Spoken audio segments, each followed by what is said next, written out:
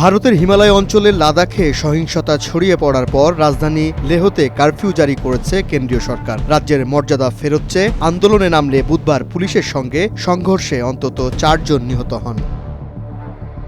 ভারত প্রথমবারের মতো ট্রেন থেকে পারমাণবিক সক্ষমতা সম্পন্ন অগ্নি প্রাইম ক্ষেপণাস্ত্রের সফল পরীক্ষা চালিয়েছে। এই পরীক্ষার মাধ্যমে ভারত বিশ্বের কয়েকটি বিশেষ দেশের তালিকায় যুক্ত হল, যারা রেলভিত্তিক মোবাইল লঞ্চার থেকে ক্ষেপণাস্ত্র ছুটতে সক্ষম। জৈব অস্ত্রের ওপর সার্বিক বৈশ্বিক নিষেধাজ্ঞার আহ্বানে সমর্থন করছে বলে জানিয়েছে রাশিয়া। ক্রেমলিনের মুখপাত্র দিমিত্রি পেসকভ বলেন, মস্কো এই উদ্যোগকে সমর্থন করে। জাপানের পুলিশ 75 বছর বয়সী এক নারী কেইকো মোরিকে গ্রেফতার করেছে। ওই নারী তার মেয়ের মৃতদেহ প্রায় 2 দশক ধরে ফ্রিজে সংরক্ষণ করে আসছিলেন, একথা স্বীকারও করেছেন মোরি।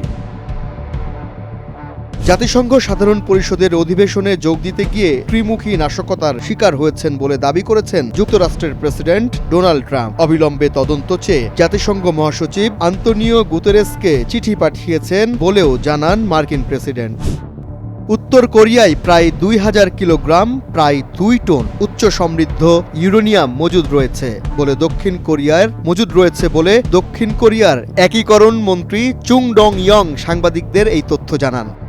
জাতিসংঘের সদর দপ্তরে বুধবার যুক্তরাষ্ট্রের প্রেসিডেন্ট ডোনাল্ড ট্রাম্পের সঙ্গে বৈঠকে বসেন আরব ও ইসলামিক বিশ্বের শীর্ষ নেতারা। বৈঠকে তারা গাজায় চলমান যুদ্ধ দ্রুত বন্ধ করা, ইসরায়েলি বন্দীদের মুক্তি ও পর্যাপ্ত মানবিক সহায়তা পৌঁছানোর উপর গুরুত্ব আরোপ করেন।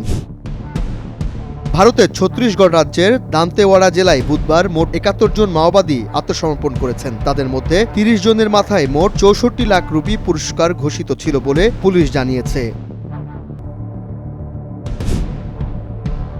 আরও কয়েকজন মার্কিনীর মতোই ট্রাম্প প্রশাসনের অভিবাসী বিতাড়ন আইনের জালে আটকা পড়েছেন লোপেজ আলভারাডো এবং তার 3 মাস বয়সী শিশুটি। এখন তাদের নাগরিকত্বের প্রমাণ দিয়ে মুক্তি পেতে হবে।